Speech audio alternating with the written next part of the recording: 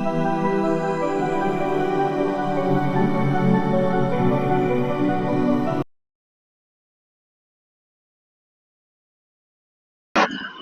Students, welcome back to my channel. आज का हमारा टॉपिक है special cases in transportation problem. Transportation problem में 3 टाइप्स के केसेस होते हैं जो स्पेशल हैं, that is prohibited route problem, maximisation transportation problem and degeneracy in transportation problem. तो first one is prohibited routes problem. Prohibited routes problem में कुछ roots होते हैं जो प्रोहिबिटेड होते हैं, यानी उन पर आप ट्रांजैक्शंस जो हैं वो नहीं कर सकते हैं। जैसे इस क्वेश्चन में P2W1 ये जो सेल है दैट इज ब्लैंक, तो यहाँ पर ये रूट प्रोहिबिटेड है। यहाँ आप कोई भी सेल कोई भी वैल्यू जो है वो असाइन नहीं कर सकते हैं। इस रूट पे आप कोई भी ट्रांजैक्शन नहीं कर सकते हैं। इसका रीजन ये है कि इस रूट के ऊपर जो ट्रांसपोर्टेशन कॉस्ट है वो बहुत ज्यादा है, तो इसलिए ऐसे रूट्स को प्रोहिबिट कर दिया जाता है इन ट्रांसपोर्टेशन, क्योंकि यहाँ पर हम लीस्ट कॉस्ट निकाल रहे हैं। तो इसको हम कैसे सॉल्व करेंगे? इसको हम ये जो ब्लैंक सेल है इसको m वैल्यू डिनोट कर देंगे। तो यहाँ पर आप m ले लेंगे कि यहाँ पर एक वैल्यू है दैट इज m, और इसको किसी भी मेथड से आप सॉल्व करके जो इनिशियल बेसिक फिजिबल सॉल्यूशन है वो निकाल सकते हैं। जैसे यहाँ पर मैंने लीस्ट कॉस्ट मेथड की हेल्प से इसको सॉल्व किया है, तो लीस्ट कॉस्ट मेथड से हम इसका इनिशियल बेसिक फिजिबल सॉल्यूशन निकालेंगे। आप नॉर्थ वेस्ट कॉर्नर मेथड भी यूज कर सकते हैं और वैम मेथड भी यूज कर सकते हैं। तो लीस्ट कॉस्ट मेथड के अकॉर्डिंगली सबसे लीस्ट कॉस्ट इसमें है 8, तो 8 को सबसे पहले हम 12 जो है वो डिनोट कर देंगे, क्योंकि जो 8 है वो हमारी सबसे कम कॉस्ट है। तो यहाँ पर हमने इसको डिनोट कर दिया है 12, तो इधर से जो हमारी सप्लाई है वो 0 हो जाएगी। इसके बाद जो नेक्स्ट कॉस्ट है दैट इज 12, लीस्ट कॉस्ट 8 के बाद 12 है, तो इधर से 17 में से हम 12 असाइन कर चुके हैं, तो 5 भी कर देंगे तो ये भी 0 हो जाएगा। देन इस सेल को अब हम कुछ भी डिनोट नहीं कर सकते हैं, और इधर से हम इस सेल को कुछ भी डिनोट नहीं कर सकते हैं। देन यहाँ पे हम इसको कुछ भी असाइन नहीं कर सकते हैं। देन इसके बाद 12 के बाद आता है 13, तो 13 को हम इधर से 16 है सप्लाई और इधर से 15 है, तो which ever is less 15 is less, तो हमने 15 इसको असाइन कर दिया, तो ये हमारी डिमांड जो है वो 0 हो जाएगी। इसके बाद जो है हमारी लीस्ट कॉस्ट आती है 14, तो 14 को हम कुछ भी असाइन नहीं कर सकते हैं क्योंकि वो ऑलरेडी असाइन हो चुकी है। तो 14 के बाद आती है 16, तो 16 को हम 9 ही असाइन कर सकते हैं, 10 असाइन नहीं कर सकते हैं क्योंकि इधर सप्लाई का टोटल जो है दैट इज 14, यहाँ पर 14 है, तो 14 माइनस 5 9, तो 16 को हमने 9 असाइन कर दिया और इधर से ये 14 भी कंप्लीट हो गया। अब दोनों तरफ हमारा एक यूनिट जो है वो लेफ्ट है, मीन्स के इधर हमने 9 असाइन किया है, इधर हमने 15 असाइन किया है, तो इधर से भी 1 यूनिट लेफ्ट है और इधर से भी लेफ्ट है। और अब हमारे पास एक ही जो है वो सेल बचता है जिसमें क्या है, मैक्सिमम कॉस्ट है, तो हम वो 1 जो है वो उसको असाइन कर देंगे और ये हमारा सोल्यूशन आ गया। और उसी तरह 16 इंटू 9, 13 इंटू 15, 12 इंटू 5, 8 इंटू 12 और m इंटू 1 करेंगे, और जो हमारी कॉस्ट आएगी वो आएगी 495 प्लस m, यानी m इंटू 1 m। तो अब जो है m जो भी वहां की कॉस्ट होगी वो हम यहाँ पे लिख के अपनी टोटल कॉस्ट जो है वो निकाल लेंगे इसमें प्लस करके, क्योंकि जो 1 यूनिट है वो हमें इस रूट से ले जाना होगा। तो कम से कम हम ट्राई करते हैं कि जो वैल्यूज हैं वो जो है ब्लैंक सेल को असाइन की जाए, क्योंकि वहां पर जो कॉस्ट है वो बहुत ज्यादा होती है। I hope you understand.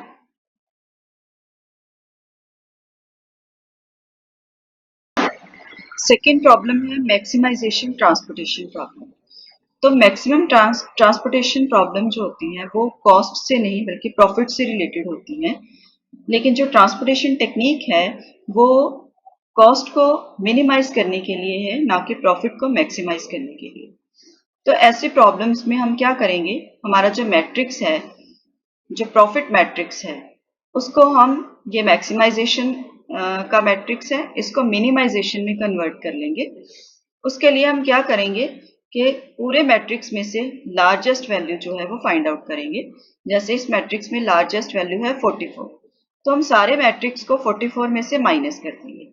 44 में से माइनस करने के बाद हमारे पास ये मिनिमाइज जो है वो मैट्रिक्स बन जाएगा। तो अब इसको हम, इसका इनिशियल बेसिक फिजिबल सॉल्यूशन निकाल लेंगे। यहाँ पर सप्लाई और डिमांड जो है वो सेम नहीं है, इक्वल नहीं है, तो this is a unbalanced transportation problem. इसको बैलेंस करने के लिए हम डमी रो या डमी कॉलम को इंसर्ट करेंगे। तो क्योंकि डिमांड जो है वो कम है सप्लाई से, तो हमें कॉलम जो है वो इंसर्ट करना पड़ेगा। तो हम डमी कॉलम जो है वो इंसर्ट कर लेंगे, और इसको इंसर्ट करने के बाद आप किसी भी मेथड से इसको सॉल्व कर सकते हैं, चाहे लीस्ट कॉस्ट मेथड लगाएं, चाहे वेम मेथड से कर लें, चाहे नॉर्थ वेस्ट कॉर्नर मेथड से इसको सॉल्व करके इनिशियल बेसिक फिजिबल सॉल्यूशन इसका निकाल लें। जब हम इसका initial basic feasible solution find out कर लेंगे, तो उसके बाद जो वैल्यूज आपने असाइन की हैं इसको, जैसे 4 को आपने 20 असाइन की है, तो हमें क्या निकालना है, टोटल प्रॉफिट। तो यहाँ पर हम 4 इंटू 20 नहीं करेंगे, हम 40 इंटू 20 करेंगे, क्योंकि ओरिजिनल वैल्यू यहाँ पे 40 है। 0 इंटू 60 नहीं करेंगे, 44 इंटू 60 करेंगे, 6 इंटू 40 नहीं करेंगे, 38 इंटू 40 करेंगे। इसी तरह 22 इंटू 120 नहीं करेंगे, ऊपर भी 122 है तो 22 इंटू 120 करेंगे। 11 के पेस पे 33 है तो 33 इंटू 60 करेंगे। तो लास्ट जो है वो हमारा 0 इंटू 100 ही आएगा, क्योंकि वो तो डमी रो थी, तो वो 0 ही रहेगी। तो इस तरह से 9580 जो आएगा वो हमारा टोटल प्रॉफिट आएगा, क्योंकि हम ओरिजिनल वैल्यू से, जो हमें ओरिजिनल प्रॉफिट मैट्रिक्स था उसकी वैल्यूज के साथ हम इसको मल्टीप्लाई करके अपना टोटल प्रॉफिट निकाल लेंगे। और आगे हम मोदी मेथड या स्टेपिंग स्टोन मेथड यूज करके इसकी ऑप्टिमिलिटी जो है वो निकाल सकते हैं, ऑप्टिमम सॉल्यूशन निकाल सकते हैं। लेकिन ऑप्टिमम सॉल्यूशन जब आपने निकालना है तो उसके लिए आप ये वाला ही मैट्रिक्स जो है वो यूज करोगे, जो हमने मिनिमाइजेशन का बनाया है, ये वाला। इसी मैट्रिक्स को हम आगे ले जाएंगे और इसी के ऊपर स्टेपिंग स्टोन मेथड या मोदी मेथड की हेल्प से ऑप्टिमम सॉल्यूशन जो है वो फाइंड आउट करेंगे। और लास्ट पे जो भी हमारा आंसर आएगा उसको इसी तरह जो भी वैल्यूज हमने असाइन की होंगी वो हम, जो हमारा ओरिजिनल मैट्रिक्स है उसकी वैल्यूज के साथ मल्टीप्लाई करके हम टोटल प्रॉफिट फाइंड आउट कर लेंगे।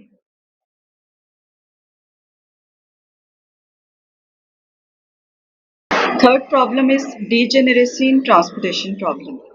डीजेनरेसी 2 स्टेजेस पे अक्कर हो सकती है। Stage 1 is degeneracy occur at the initial solution. जब हम basic feasible solution find out करते हैं तो वहां पर हमारी जो रिम रिक्वायरमेंट्स हैं, that is m plus n minus 1, वो अलोकेशंस के इक्वल होनी चाहिए।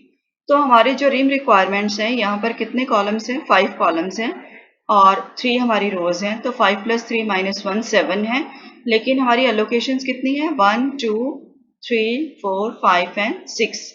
तो इसलिए हमारी जो रिम रिक्वायरमेंट्स हैं वो ज़्यादा हैं और जो हमारी अलोकेशंस हैं वो कम हैं। तो ये डीजेनरेसी यहाँ पे अक्कर हो जाती है। ये इस कंडीशन को सेटिस्फाई, रिम रिक्वायरमेंट्स की कंडीशन को सेटिस्फाई नहीं करती है।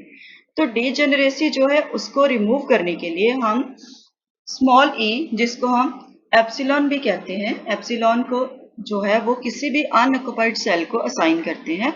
लेकिन उसके लिए कंडीशन क्या है कि वो अनऑक्युपाइड सेल जो है उसके जो ट्रांसपोर्टेशन कॉस्ट है वो मिनिमम होनी चाहिए। आप किसी भी अनऑक्युपाइड सेल को एप्सिलॉन असाइन कर दोगे, लेकिन वो अनऑक्युपाइड सेल जो है उसकी ट्रांसपोर्टेशन कॉस्ट उस टेबल में मिनिमम होनी चाहिए। तो यहाँ पर जितने भी हमारे अनऑक्युपाइड सेल्स हैं उसमें ये जो डमी रो की 0 है या ये वाली 0 जो है ये लीस्ट कॉस्ट है। तो कोई भी जो लीस्ट कॉस्ट आपके टेबल में होएगी अनऑक्युपाइड सेल की, तो वहां पर आप एप्सिलॉन जो है वो असाइन कर सकते हैं, जैसे हमने यहाँ पे इसको असाइन कर दिया है। अब हमारी जो रिक्वायरमेंट्स हैं वो कंप्लीट हो गई हैं, क्योंकि 7 ही रिम रिक्वायरमेंट है और 7 एलोकेशंस हमने कर दी हैं। तो आगे आप इसको एज इट इज इसका जो ऑप्टिमम सॉल्यूशन है वो निकाल सकते हैं। ये जो ए की वैल्यू होती है, जो एप्सिलॉन की वैल्यू है, that is a very very minimum value. इसको आप जब आपने सॉल्व करना है तो आप इसको 0 भी ले सकते हैं। जब आंसर में अगर ई आता है, अगर तो रिमूव हो जाएगा। आगे फर्दर जब हम इसके ऊपर ऑप्टिमिलिटी टेस्ट करेंगे स्टेपिंग स्टोन मेथड से या मोदी मेथड से, तो ये एलिमिनेट भी हो सकती है। लेकिन अगर ये एलिमिनेट नहीं भी होती है तब भी आप इसकी वैल्यू 0 ही मान के चलेंगे, बिकॉज इट्स मिनिमम वैल्यू, और इसको आप 0 के इक्वल ले सकते हैं। सेकेंड स्टेज में डीजेनरेसी अकर होती है during the test of optimality. Such situation occurs while during the iteration process, two stone squares eliminate in one step, that is both column and row requirements are satisfied simultaneously, and degeneracy at this stage can be solved by allocating epsilon to one and more of the recently vacated cells or other vacated cells having least cost value and the independent position.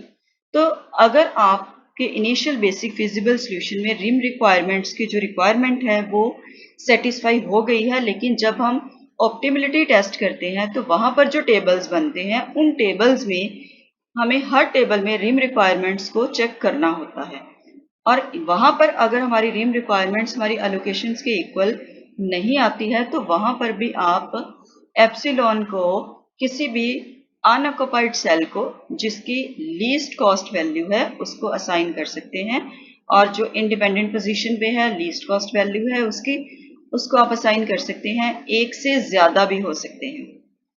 जैसे यहाँ पर अगर हमारी requirements जो हैं वो 7 हैं तो हमारी एलोकेशंस सपोज 5 होती हैं, तो हमें यहाँ पर 2e जो है वो असाइन करनी पड़ेंगी।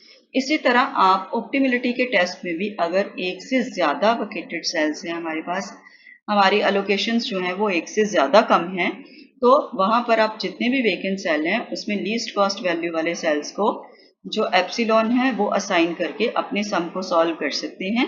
और ए की वैल्यू 0 से भी कम होती है, तो आप इसको सॉल्व करने के लिए जब हमने आंसर फाइंड आउट करना है तो अगर ई एलिमिनेट नहीं होती है तो आप उसको 0 सपोज कर सकते हैं। So this is all about the special problems in transportation problems. Thank you very much.